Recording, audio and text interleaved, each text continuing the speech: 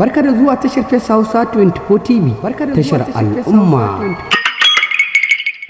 Ƙasar jamhuriyar Nijar ta shawarci ƙasar Najeriya da ta cire hannunta daga cikin ƙungiyar ECOWAS, wanda ƙungiyar ECOWAS take nufin ƙasar jamhuriyar Nijar da wani abu.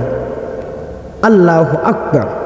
Shugaban ƙasa Abdurrahman Chani ya fito ya bayyana wa shugaban ƙasa Bola Ahmed Tinubu kai ya manta da irin rawar ganin da ya taka mai da a baya, saboda a baya akwai wani abu wanda ya nemi ya faru a cikin ƙasar Najeriya, wanda sai ƙasar jamhuriyar Nijar suka taimaka suka shige wa Najeriya gaba akan a baya, tun a baya yaƙin Biafra, wanda shugaban ƙasa Bola Ahmed Tinubu kai ya manta da wannan abu da ƙasar jamhuriyar Nijar ta riga ta yi wa Najeriya, wanda a yaƙin Biafra ƙasar jamhuriyar Nijar ta yi rawar gani ta taka wa ƙasar ku Najeriya ga baki ɗaya.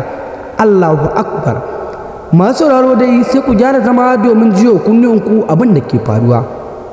Don ku a yanzu mun zo muku da wani cikakken rahoto wanda za mu sada ku a yanzu sai ka ji abin da ke faruwa, wanda a yanzu ƙasar jamhuriyar Nijar ta yi gargaɗi ga ƙasar Najeriya wanda ta janye hannayenta daga cikin wannan abu da ƙungiyar ECOWAS take shirin ta yi wa ƙasar jamhuriyar Nijar, wanda a yanzu masu sauraro da kan kai ku cikin wannan harkar shan bidiyon, da muna fatan idan wannan lokacin ne ya shigar ka cikin channel ɗin tamu mai ɗimbin albarka, daure ka dangwala alamar subscribing kamar haka domin samun sababbin shirye-shiryen nan mu kai tsaye da zarar mun ɗora.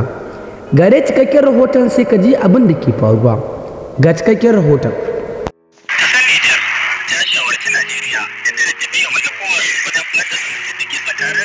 Nijar da Najeriya.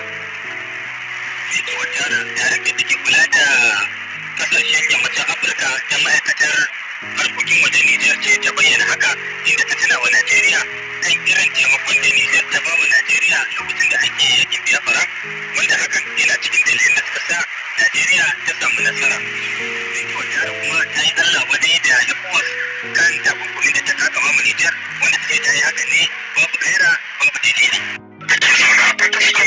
Najeriya wanda ce yana so a ba shi ƙarin bayani game da irin rawar da Nijar ta taka a lokacin yakin Biafra. Domin amsa wannan tambaya taka ta tarho, na tattauna da wani ƙwararre da ya gudanar da bincike akan wannan yaƙi na Biafra, wato Dr. Muhammad Daguso Umate, masani akan hudar ƙasa da ƙasa da diplomasiya a Najeriya, wanda yanzu haka yake a hukumar raya kogin Isra ta ADN a birnin Yamai na jamhuriyar Nijar, ga kuma abin da ke cewa. So, in za a yi magana a kan abin da Najeriya ta yi ma Najeriya, za a yi kasar da fannin uku, da fannin diplomasiya, da fannin